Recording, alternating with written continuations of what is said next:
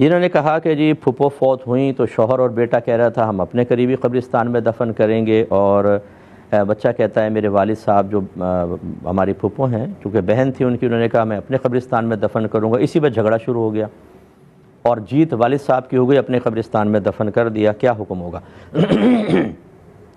دیکھیں، پہلی بات تو یہ ہے کہ نبی کریم صلی اللہ علیہ وسلم نے ارشاد فرمایا کہ لڑکی پر سب سے زیادہ حق اس کے ماں باپ کا ہوتا ہے،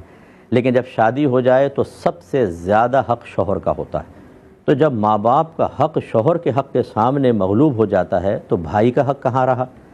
تو پہلی بات تو یہ کہ قبرستان تو کوئی حق کی بات ہے ہی نہیں کہ جی میری بہن ہے تو میرا حق ہے کہ میں قبرستان کے پاس دفن کروں، شوہر کہے میرا حق ہے۔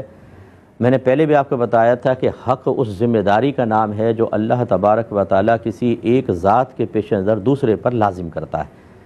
جیسے ماں باپ کا حق کا مطلب کیا ہے کہ ماں باپ کی بہت سی ایسی چیزیں ہوتی ہیں کہ بچوں پہ لازم ہوتی ہیں کہ وہ ماں باپ کو دیں یا ان کا خیال کریں، تو وہ ماں باپ کا حق کہلاتا ہے۔ تو پہلے تو اگر حق آپ کو ثابت کرنا ہے تو پہلے قرآن و حدیث سے ثابت کرنا ہوگا کہ اللہ تبارک و تعالیٰ نے بھائی کو یہ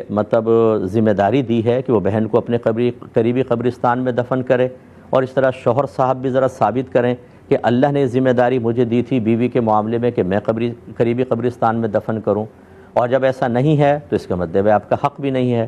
جب حق نہیں ہے لیکن آپ کہہ رہے ہیں میرا حق ہے، تو آپ ناحق کو حق کہہ رہے ہیں،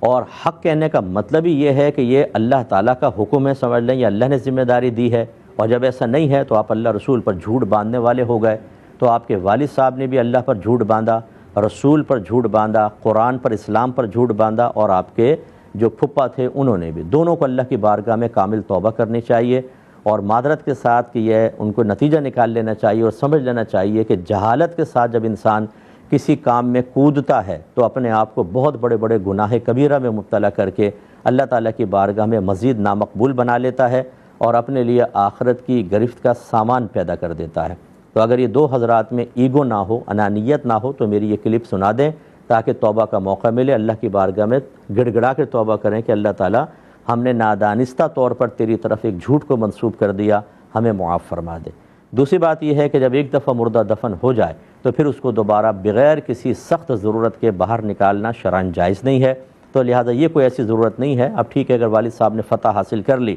اور بہت بڑے قلعے فتح کر لیے اور اپنے دل کو مطمئن کر لیا، تو اب رہنے دیں، وہیں پر اپنی پھوپھی کو رہنے دیں، نہ نکالیں، اور زیادہ اذیت تکلیف ہے اور خلاف شرع امر ہوگا، لیکن بہرحال توبہ ان دونوں کو کرنی ہوگی۔